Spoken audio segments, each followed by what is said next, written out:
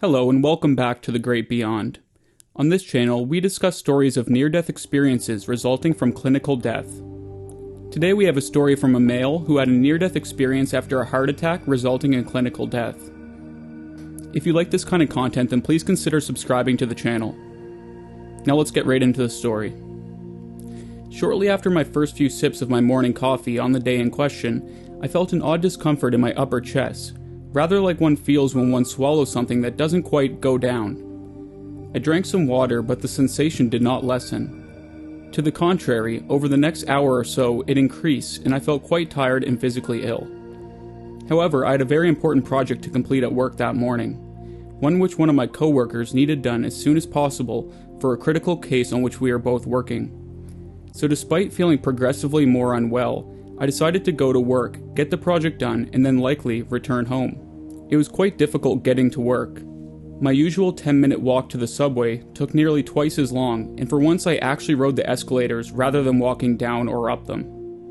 When I reached my office, I was feeling very weak, but tried to set about completing the project. Shortly thereafter, I simply became too weak to continue. The pain in my upper chest had both worsened and spread to my right arm and my neck. I spoke with one of the attorneys I work with, and he was immediately concerned by both my appearance and the symptoms and said I should go to the hospital at once. One of my coworkers took me by cab to the hospital. I had refused to allow them to call 911. During the trip, I was extremely concerned that the project I had come in to complete remained unfinished and that I had left my coworker in the lurch.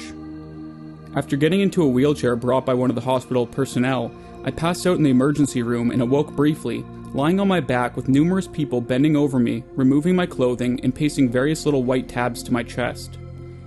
I had been in moderate but not agonizing pain for approximately 2.5 hours, and was rather weary of the entire sequence of events. I remember saying to myself, "This is becoming very boring." Suddenly, I distinctly heard a very odd sound, between a pop and a snap, which seemed to originate within the upper rear area of the right side of my head, approximately 1.5 inches above and slightly behind the top of my ear. I initially wondered whether I was dreaming, since the experience was somewhat similar to lucid dreaming, which I had practiced with some success in the past. However, I told myself that I could not be dreaming since I was not and had not been asleep. I simultaneously realized that the annoying pain was completely gone, and most surprisingly that I could see my surroundings very clearly. I was amazed by this in that, without my glasses, I do not see clearly at all. I also felt wonderfully alert and full of energy, which was very noticeable after the progressive lethargy I had been feeling for the past couple of hours.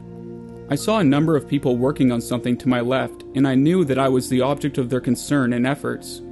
It appeared that they were wearing dark but somewhat luminous red-colored clothing. I thought this odd in that the hospital personnel had been wearing a greenish-colored uniform. I could not hear their words, but sensed a low hum of what I assumed to be conversation. I was aware that they were very diligently engaged in some endeavor in which I was expected to be of some assistance. I was very strongly moved by a feeling of failure to meet my responsibilities, by copping out and running off. The sense also came to me that I was having a near-death experience.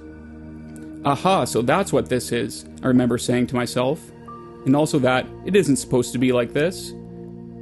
I had a gnawing sense of having abandoned my responsibilities, coupled with the lack of tunnels or bright lights or other paraphernalia from NDE literature. I considered this for a few moments and decided that it might be wise to return to my body. By this act of will, or so it seemed, I instantly returned to my body and the annoying pain. The guilt was gone, however, as was the clearness of vision and alertness of mind.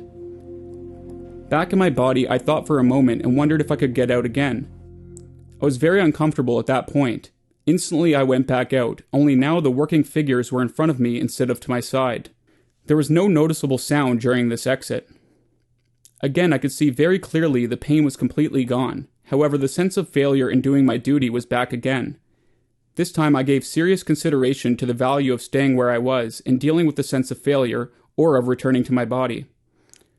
After some very serious consideration, I decided that it was extremely unfair of me to stay where I was when others were depending on me, and so I returned. As a test, I tried to leave my body once more. This time my efforts were unsuccessful. In reflection, as I was on my way to undergo surgery, I realized that during the entire episode, even the earliest moments, I had no fear of dying, nor did I consider any need or even desire to make it right with the Christian or any other God. Indeed, my overall impression of the entire experience and its related phenomena were extremely interesting, though physically unpleasant. My primary mental focus during the entire series of events had been on my regret for failing to accomplish the work project which I had been assigned and my desire not to put my coworkers out any more than I already had. I hope you enjoyed this near-death experience. If you have a near-death experience of your own, then please send it to the email in the description below. Also, if you'd like a soul reading that will help determine your soul's purpose, then check out the link in the description.